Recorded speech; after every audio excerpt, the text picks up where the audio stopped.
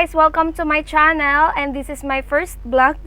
So sa mga hindi pa po nakakapag-subscribe, subscribe na po kayo and click the notification bell button down below and comment na rin po if you want. So for today's video is all about single moms. So kaway sa mga single moms and single parents dyan. Hi! So ano nga ba si single mother? Si single mom, sabi ni Google, noun, a mother who brings up a child or children alone without a partner. Bakit nga ba maraming single parent? So sa 102 million population ng Pilipinas is 14 million ang mga single parents. And 14 million, out of 14 million is 1.8 million ang mga single moms sa Pilipinas. So I don't know if included na doon yung mga nasa ibang bansa. So siguro kasali na rin yun. So bakit nga ba mas pinipili ni single mom na maging single mom? So in my own opinion, wala pong babaeng gustong maging broken family ang anak nila, na lumalaki ang anak nila na broken family. So trivia lang po sa mga dyan, mga judgmental people, hindi po lahat ng babae ay paano bang tawag nila nito? Desgrasyada. Kasi hindi naman po lahat ng babae is ginusto yung nangyari. So there are some reasons pa rin po kung bakit nga naman sila naging single mom or bakit naghiwalay sa biological father ng bata. So bakit nga ba strong si single mom? Strong si single mom kasi nga dumarating kami sa point na iniisip namin yung kapakanan ng anak namin. So iniisip namin na pag hindi ako naging strong, paano yung anak ko? Saan hugot ng lakas yung anak ko? Paano ko mapapalaki yung anak ko? Yun lang talaga din minsan mahirap isipin kung paano mo nga gagawin. Pero kasi as a single mom, hindi ka dapat mag-worry. Nakaka-worry din naman kasi talaga kung paano mo gagawin yun, paano mo kakayanin maging single mom. Pero hindi mo dapat hindi ka dapat panghinaan ng loob. Kasi unang-una sa'yo hugot ng lakas yung bata.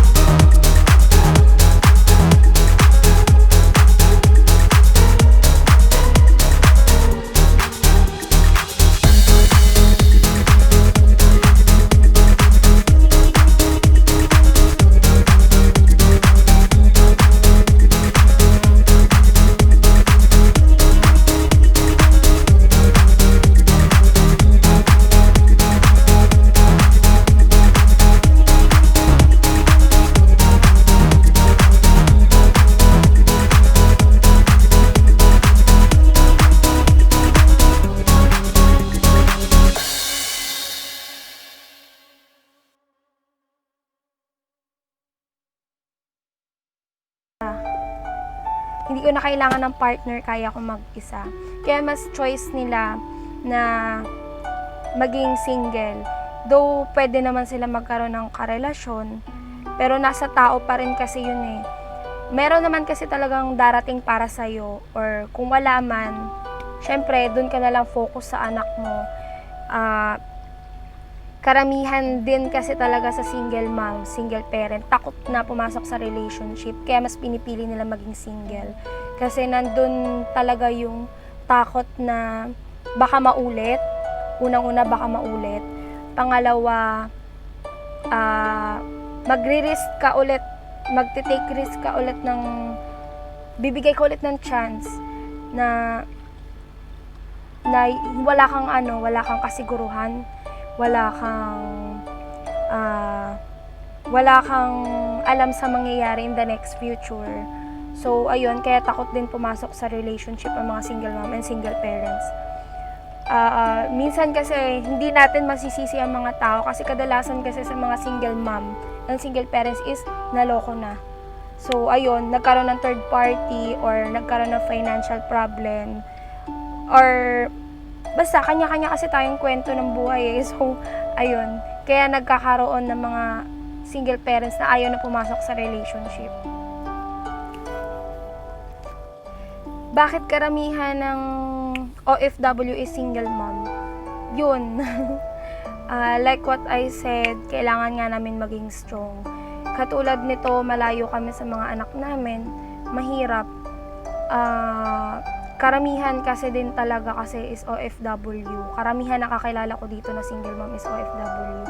Unang-una kasi para ma-provide yung basic needs and daily needs ng bata.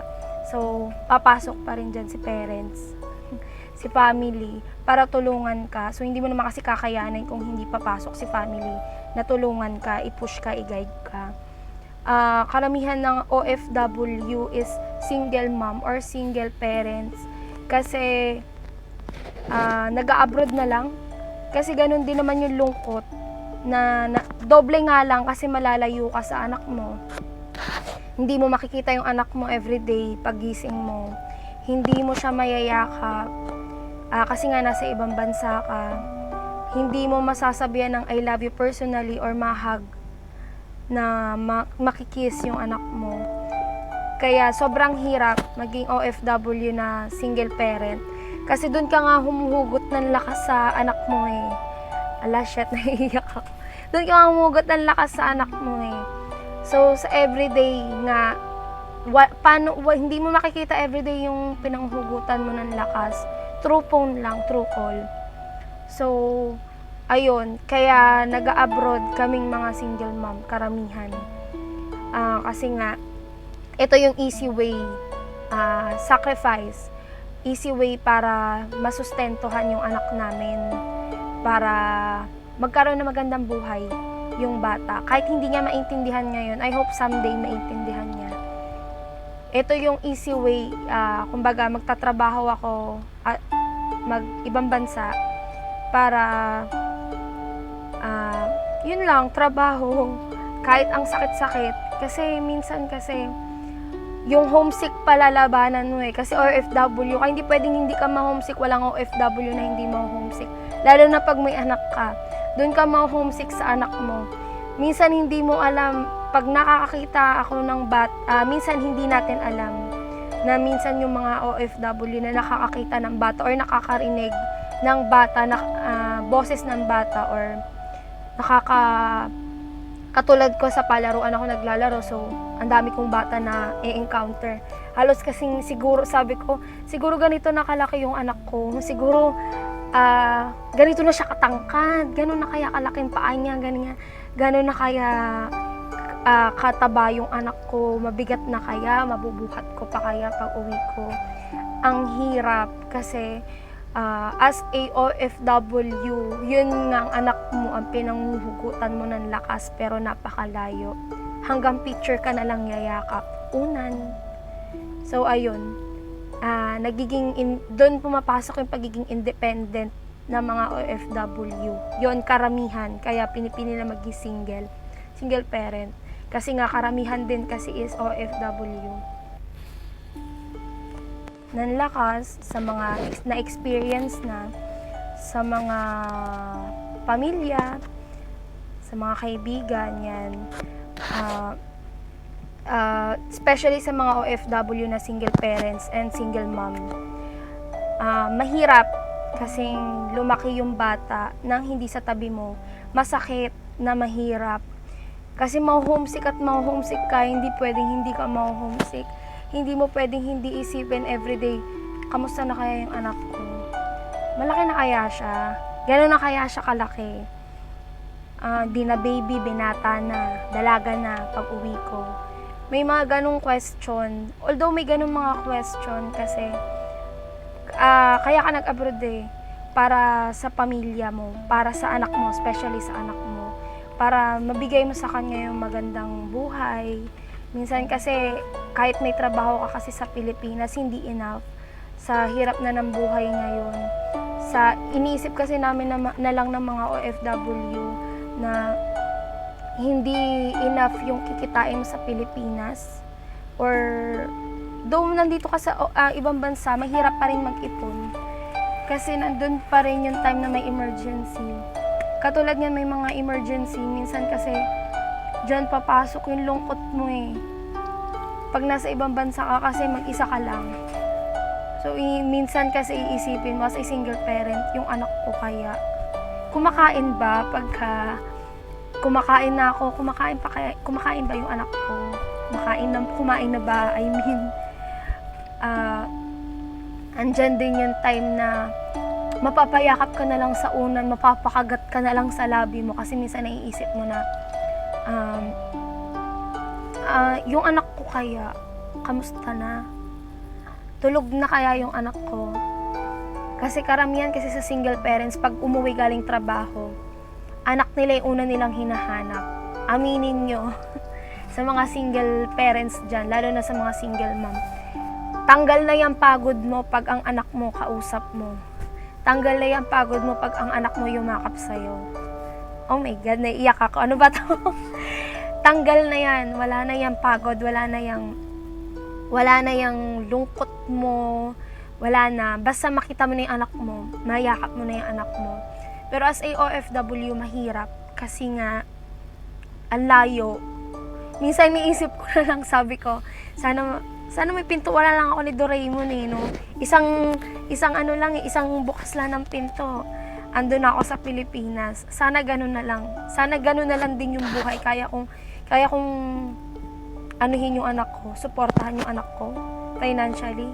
Kasi wala nang hindi kailangan ng pera ngayon Aside from mga emotional support sa bata. Yun lang kasi may challenges din sa buhay. Minsan, as a OFW, may mga challenges ka rin minsan na tatanungin mo sa sarili mo, gusto ko nang umuwi, kaya ko pa ba? Minsan sasabihin mo sa sarili mo, hindi pa enough, wala ka pang ipon, hindi pa kaya. Huwag ka munang umuwi, kahit may nag-aantay sa'yo. Ang bigat sa dibdib, ang bigat magtrabaho everyday na pupunta ka sa trabaho. Tapos, makakakita ka ng bata na halos kasing idaran at kasing laki ng anak mo, or ang iba, mga nag-aalaga ng bata na hindi naman kanila, pero yung anak nila hindi nila kayang alagaan. Masakit. Yun yung challenge Masakit nga naman kasi alagaan ng ibang tao, pero dahil nga sa financial needs, kailangan mong gawin yun. Andun na kasi yung, as a single parent kasi, doon na papasok yung sacrifice mo. Wala namang bagay na hindi magiging successful kung walang sacrifice. Yun lang, may worries lang iba minsan yung mga OFW kasi minsan katulad ko, sinasabi ko sa sarili ko, ang tagal ko dito, lumalaki na yung anak ko. Uuwi ako, ang laki na ng anak ko. Hindi pwedeng hindi siya minsan mag-iisip, bakit ka nag-abroad Pwede ka naman magtrabaho dito. Ang sakit. Bakit nandyan ka graduation ko? Bakit nandyan ka birthday ko? Masakit yun sa mga OFW katulad ko. At lalong masakit sa mga single parents na harapin yung everyday na challenge sa buhay nila na paano ko kakayanin to para sa anak ko. Nakakapanghina ng loob. Though nakakapanghina ng loob, hindi pwede. So everyday babangon ka, papasok ka sa trabaho. Kahit nasa Pinas ka nagtatrabaho, pag single parent ka, tatamaan at tatamaan ka ng lungkot. Kasi nandun kung paano mo i-explain. Kasi yun yung malaking question mark sa buhay nila. Bakit sila incomplete? Bakit dinanas nila yun? As I said, wala nga naman kasing babaeng gustong mangyari or magkaroon ng broken family ang anak na ipapanganak nila. Kasi hindi naman lahat ginusto yung nangyari. Pero dahil tadhana mo na yun, destiny mo na yun, ine-embrace na lang ng iba. So, ayun, I suggest po dun sa mga mag-boyfriend pa lang dyan, kung hindi na, yung mga magjojowa pa lang dyan, kung hindi pa ready yung partner nyo, huwag kayo mag-engage in any, yon alam nyo na yon in any sexual activity. Kasi once na na-engage kayo sa sexual activity na ganyan, at pag nagkaroon ng bunga yan, at hindi naman kayo compatible nga, ay sabi nga nila compatible, kung hindi naman kayo magkasundo, hindi naman maayos yung relationship, I suggest agahan nyo na yung pag-aayos ng relationship nyo or magkasundo na kayo. Kasi kawawa yung bata. More on kasi sa mga single mom nabuntis, tapos hindi pala ready si boy, hindi pala kaya ni boy buhayin, kaya naghiwalay or kaya naging single mom. Yun kasi din ang karamihan sa mga babae, na pag sinabi kasi, tayo kasi mga babae, pag sinabi kasing mahal tayo ng lalaki, sibigay tayo, hindi tayo nag-worry na ganito ang mangyayari. So I suggest dyan sa mga ayaw danasin ng broken family sa magiging anak nila, yun, agapan nyo muna yung decisions nyo sa buhay, ayusin nyo muna. I mean, hindi naman ako perfecto, pero sa mga na-experience ko na, mas maigi pa rin na handa kayong mag-partner bago kayo magplano ng pamilya. Kasi pag nagkakaroon kasi ng broken family or na-abandon yung bata, more on kasi sa mga na-abandon na bata or lumaki sa mga broken family is yun, magulo yung buhay or nagrebelde. So I wish na wala na ngang ganun, hindi na dumami. So that's all for today, guys. Thank you for watching. Subscribe na po sa mga hindi pa nagsasubscribe. Thank you.